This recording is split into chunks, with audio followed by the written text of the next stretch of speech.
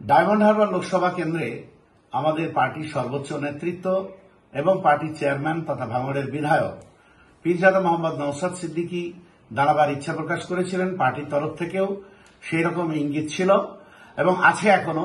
আমাদের দক্ষিণ 24 পরগনার জেলা নেতৃত্ব এবং জেলা পার্টি কর্মীরা, বিশেষ করে ডায়মন্ড হারবারের কর্মী সমর্থক দরদিরা পার্টির চেয়ারম্যানকে অবশ্যই প্রার্থী করার জন্য উৎসাহী এবং তাদের উৎসাহকে গুরুত্ব দিয়েই পার্টির সর্বোচ্চ নেতৃত্ব সর্বোচ্চ গুরুত্ব দিয়েই বিষয়টা আলোচনা চালাচ্ছে। দু একদিনের মধ্যেই আমরা চূড়ান্ত সিদ্ধান্ত আপনাদের জানিয়ে দিতে পারব। আসন্ন লোকসভা নির্বাচনে পশ্চিমবঙ্গে 42টি আসনে প্রতিদ্বন্দ্বিতা করার জন্য বিভিন্ন রাজনৈতিক দল তারা ইতিমধ্যে প্রার্থী তালিকা ঘোষণা করছে। কোন কোন আসনে প্রতিদ্বন্দ্বিতা করবে তার চূড়ান্ত তালিকা প্রস্তুত করছে।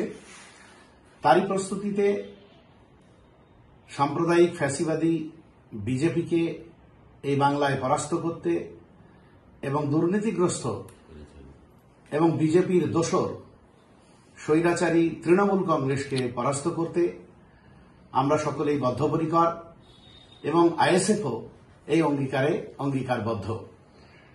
সেটাকে লক্ষ্য রেখেই বিগত বিধানসভার মতোই আমরা বামেদের সঙ্গে আলোচনার রাস্তায় গিয়েছি এবং সেই মোতাবেক পরপর 3টে বৈঠক আমাদের হয়েছে। প্রথম দিকে আমরা 20টির বেশি আসনে প্রতিদ্বন্দ্বিতা করার কথা জানালেও জোট রাজনীতির স্বার্থে বিজেপি এবং তৃণমূল কংগ্রেসকে পরাস্ত করার স্বার্থে আমরা সেটা 14টা আসনে প্রতিদ্বন্দ্বিতা করার কথা জানিয়েছিলাম।